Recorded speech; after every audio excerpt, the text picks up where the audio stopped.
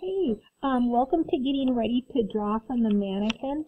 From the front of your grade sheet, we practice oval man and we work with proportion, meaning the adult average male is about 7 to 8 heads tall. And you'll realize if you're drawing, as the PowerPoint shows, people that are a little bit younger, their proportions are a little bit shorter. So like if you have a toddler, how big they're going to be right here. So it's more than important just to practice drawing from your mannequin and also learning how that human body proportion works. Again, elbows bending at the waist, your hands usually touch mid-thigh, the space around your head, because then that gives you the space for where your shoulders are going to be. So what I did is I grabbed my iPad and I actually have a drawing mannequin, or you can find a mannequin drawing, or let me say that again, you can find a mannequin photograph from the internet, but I found a couple right here, and this is a great example. It's kind of surreal that he's going to toast himself, but so he's going to turn on the toaster. I love the reflections. I like the comedy, kind of bizarre quality to it. If you are getting ready to choose your project, choose your materials.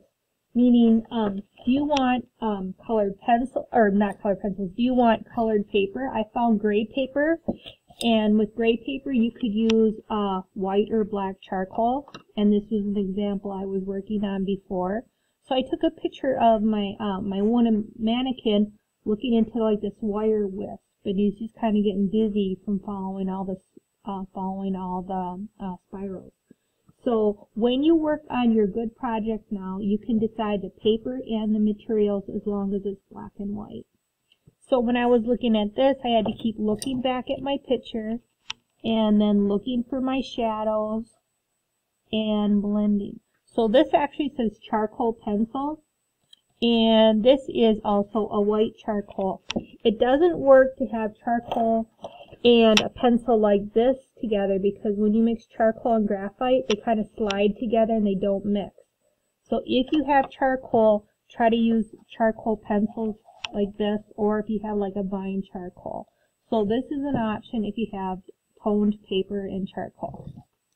If not, you can just work on regular white paper.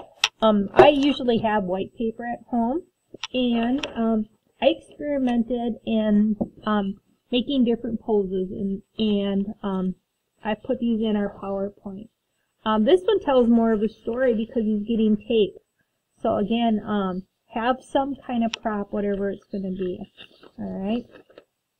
So you can be working with poses. Again, if you don't have a mannequin at home, you can find a photograph off the internet and do a little bit of warm-up.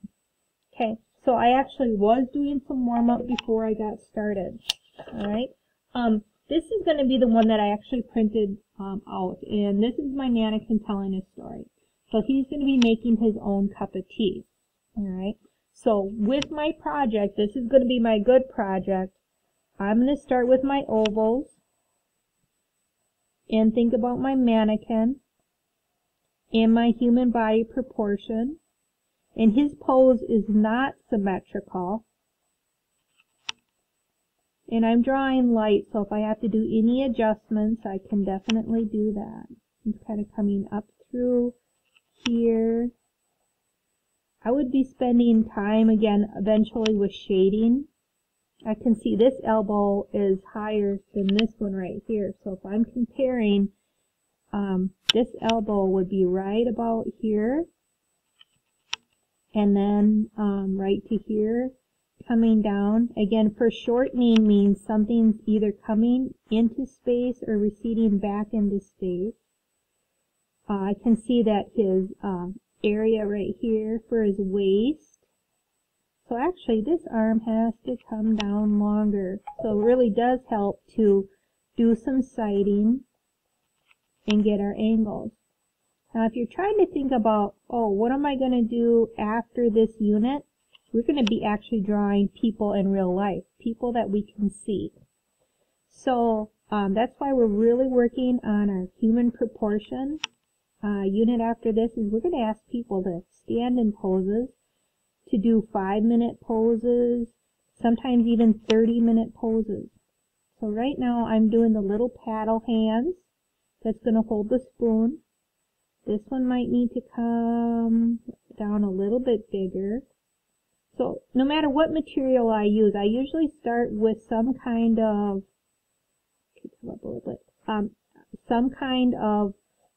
light pencil drawing, and I can take a bunch of time drawing my spoon and stuff like that. But so now I'm into here. I'm thinking about the negative space right here and how the leg is foreshortened like this. So eventually I'm going to draw the rest of this out. I'll work on my shading. So it definitely is telling a story. So then you can eventually go back in, work on your shading.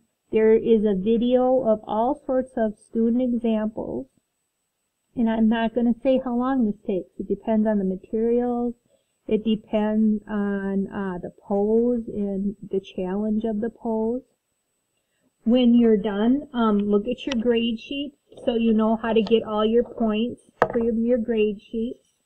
So Mannequin, the prop, interacts to tell a story. Your edges are defined by value, not heavy outlines. So if my picture right here is dark, I could put dark all the way around the outside through around here, and that again is pushing to make my mannequin look like it's in front, and it's also giving me edges so I don't have to have heavy outlines. So I'm getting a line without having to draw a line. Isn't that odd?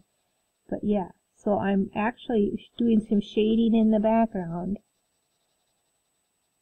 And again, you can do pencil, you can do charcoal, but whatever you're doing, try to stick to black and white. Alright, so now he looks like he's in front. I'm going to have nice contrast, again, without heavy outlines. So yeah, I got some work to do. I'd probably work on this guy probably a couple hours, not all at one time, so then I have like a fresh perspective and I can work on my lights and darks. We are going to be doing, again, a peer for critique. That means either if you have someone at home that can give you 2 compliments in 2 areas of improvement, or you can send the picture to a friend or something and they can give you 2 compliments in areas of improvement. I'm giving double critique points on this, so make sure they aren't vague. They're very specific, like strong highlights, strong contrast. Those are all compliments. No smudges. That's a good compliment. If you are starting to get smudges, it's probably because you're not resting your hand on another piece of paper. And a good way to do that is take a scratch piece of paper, and when you are working, rest your hand on another piece of paper so you're not smudging your good paper. Alright. So with that being said, check your due dates. Work from a photograph. You don't have to print it out. You can work directly from your iPad. It really helps to put it into black and white. And enjoy drawing from the mannequin. Thank you.